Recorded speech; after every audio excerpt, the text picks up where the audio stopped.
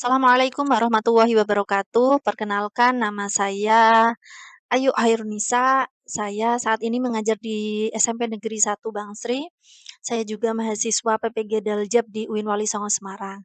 Pada kesempatan kali ini, saya akan menyampaikan materi dengan tema jiwa lebih tenang dengan memperbanyak sujud kepada Allah Subhanahu wa taala. Jadi sudah tahu ya materi yang akan saya sampaikan itu apa? Ya, tentang sujud.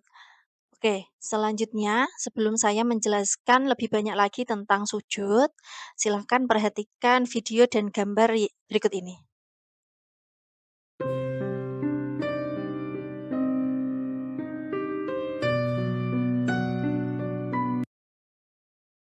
Di antaranya adalah Mohamed Salah, Sadio Mane, Mesut Ozil, dan Paul Pogba. Nah, dari dua video dan satu gambar tadi, itu pastinya ada kaitan dengan materi yang akan saya sampaikan. Nah, eh, bagi kalian yang menyimak video ini nanti bisa disimpulkan ya kaitannya itu apa gitu. Oke, materi tentang sujud kali ini itu berkaitan dengan sujud syukur, sujud sahwi, dan sujud tilawah. Tiga sujud ini hukumnya sunnah. Jadi sujud yang disunahkan oleh Allah. Tidak di tidak sama dengan sujud yang sering kita lakukan ketika sholat fardu ya, kalau itu termasuk rukun jadi harus dilakukan, kalau tidak dilakukan maka sholatnya bisa tidak sah. Akan tetapi kalau ketika sujud yang akan saya sampaikan ini hukumnya adalah sunnah. Jadi dikerjakan mendapat pahala, tidak dikerjakan ya tidak mendapatkan dosa gitu. Untuk menambah pahala kita saja. Yang pertama yaitu tentang sujud syukur. Dari namanya itu syukur, berarti sujud yang dilakukan sebagai bentuk syukur kita kepada Allah Subhanahu wa taala. Karena apa? Karena kita telah diberikan nikmat atau kita telah dihindarkan dari bahaya, dari musibah. Jadi kita ketika merasa diberikan nikmat oleh Allah yang luar biasa, yang tidak seperti biasanya, atau nikmat ini sesuai dengan harapan yang kita tunggu-tunggu sudah sejak lama, atau kita telah dihindarkan oleh Allah dan dari musibah seperti video yang pertama tadi ya, seseorang bisa selamat dari kecelakaannya, itu termasuk, anugerah yang diberikan oleh Allah. Jadi sebagai ungkapan syukur kita, kita bisa melakukan sujud syukur ini. Selanjutnya, yaitu, tentang dasar hukum. Dasar hukumnya yaitu ya, kana idza atahu amru yasurruhu au busyra bihi kharra sajidan syukralillah. Artinya, dari Abu Bakrah, sesungguhnya apabila datang kepada Nabi sesuatu yang mengembirakan atau kabar suka, beliau langsung sujud bersyukur kepada Allah. Nah, ini dasar hukum disunahkannya sujud syukur. Sebab-sebabnya, ini sudah saya singgung di pengertiannya tadi, kita disunahkan untuk sujud syukur, penyebabnya satu, mendapatkan nikmat, yang kedua adalah terhindar dari bahaya atau musibah. Selanjutnya adalah syarat-syaratnya. Syarat-syaratnya yang pertama adalah suci dari hadas dan najis, menutup aurat, menghadap kiblat. Sebenarnya ini ada beberapa pendapat ya. Untuk Imam Syafi'i memberikan syarat seperti ini, suci dari hadas dan najis, menutup aurat, menghadap kiblat. Akan tetapi Imam Maliki itu memberikan pandangan yang berbeda. Jadi tidak harus suci dari hadas dan najis. Jadi bisa dilakukan secara spontan. Seperti selebrasi-selebrasi yang dilakukan oleh pemain sepak bola pada video yang kedua tadi. Itu kan tidak mungkin pemain sepak bola harus wudhu dulu atau harus mandi dulu supaya suci dari hadas dan najis. Itu ya. Selanjutnya adalah tata caranya. Tata cara sujud syukur yang pertama yaitu posisi berdiri menghadap kiblat, kemudian niat. Setelah niat itu lanjut eh, takbiratul ihram. Setelah takbiratul ihram kemudian langsung sujud ya dengan membaca subhanallah walhamdulillah wala ilaha illallah wallahu akbar wala haula wala quwata illa billahil aliyyil azim. Setelah membaca itu kemudian bangun dari sujud, duduk, lanjut salam. Jadi sangat sederhana sekali ya.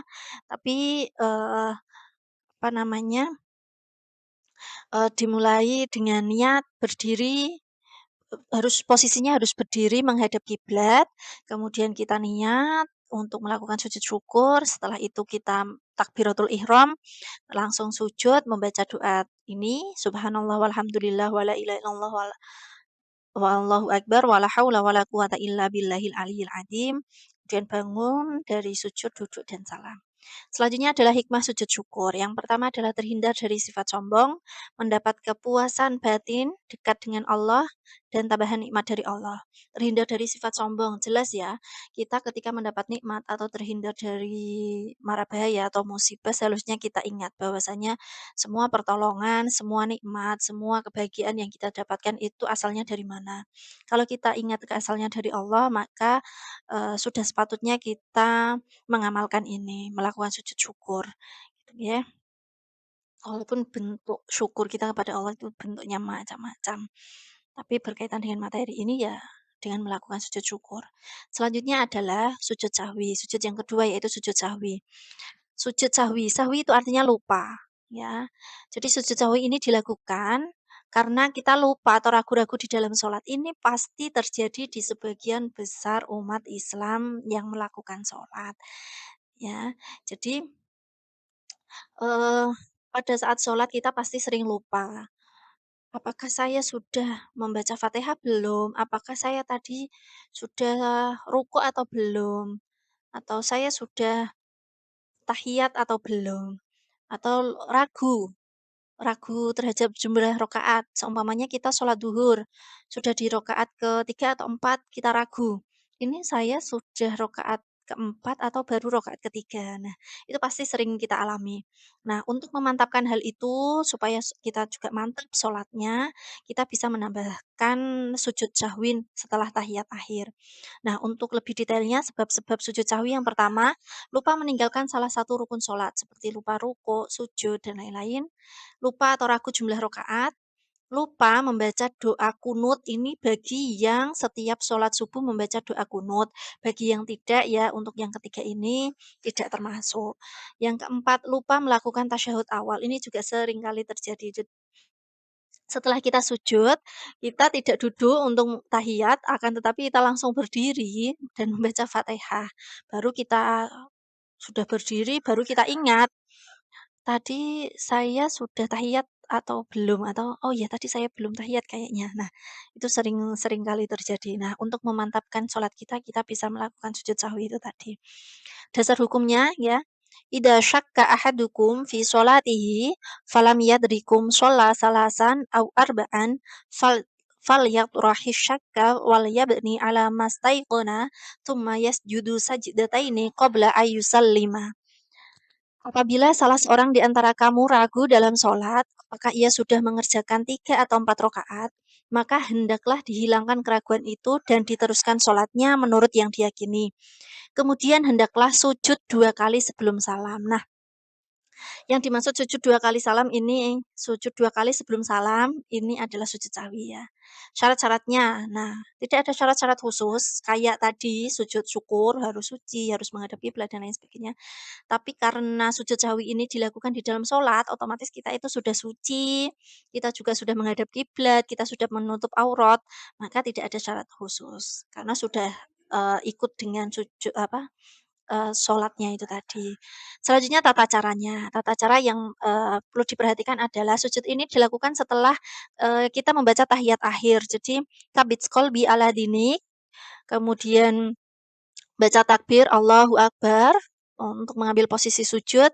Nah, kemudian itu sujud yang pertama membaca subhanamal la yanamu wa la yashu sebanyak 3 kali. Jadi subhanamal la yanamu wa la yashu, subhanamal la yanamu wa la yashu, subhanamal la yanamu wa la yashu. Kemudian kita bangun dari sujud, duduk sebentar, lanjut lagi sujud yang kedua, baca takbir Allahu Akbar, sujud kembali, subhanallah ya wa la yasu, baca doanya itu tadi, baru kemudian kita bangun lagi, baca takbir juga Allahu Akbar, duduk sebentar, kemudian langsung salam. Assalamualaikum warahmatullahi ini as'aluka faujabil jannah. Assalamualaikum warahmatullahi ini as'aluka najata minan nar. Itu ya, tata caranya dilakukan setelah tahiyat akhir sebelum salam 2 kali sujud. Beda dengan sujud syukur tadi ya, hanya 1 kali sujud. Selanjutnya, hikmah sujud sahwi, menyadarkan kita bahwasanya manusia adalah tempat salah, hilaf, dan lupa, sehingga kita terhindar dari sikap takabur. Manusia itu memang tempatnya hilaf dan lupa. Wayah sholat pas sholat untuk menghadap Allah saja kita masih tidak fokus, jadi sering lupa, sering ragu itu ya memang karena tidak fokus sholatnya itu tadi itu ya. Ya itulah manusia. Semoga kita selalu bisa memperbaiki. Selanjutnya, sujud yang ketiga ini yang terakhir yaitu sujud tilawah. Sujud tilawah itu sujud yang dilakukan karena kita membaca atau mendengar ayat sajdah. Nah, ketika kita membaca sendiri atau mendengar orang lain yang sedang membaca ayat sajdah, kita disunahkan untuk melakukan sujud tilawah. Sebab-sebabnya itu ya, mendengar atau membaca ayat sajdah. Dasar hukumnya sekarang. Kana yaqra'u alainal Qur'an fa idza marra bisajdati kabbara wa sajada wa sajadana ma'ahu. Dari Ibnu Umar, sesungguhnya Nabi Shallallahu Alaihi Wasallam pernah membaca Al-Quran di depan kami. Ketika bacaannya sampai pada ayat sajdah, beliau takbir, lalu sujud, maka kami sujud bersama-sama dengan beliau. Nah, ini yang dimaksud adalah sujud tilawah itu tadi. Syarat-syaratnya. Jadi pada dasarnya sujud tilawah itu dilakukan dalam 2 kondisi. Yang pertama bisa dilakukan di luar sholat. Jadi ketika kamu tidak sholat, kalau kamu membaca Al-Quran dan menemui ayat sajdah, maka kamu disunahkan untuk melakukan sujud tilawah. Kalau kita dalam kondisi sholat, setelah membaca Fatihah, itu kan kita membaca ayat-ayat pendek atau surat-surat di dalam ayat-ayat Al-Quran.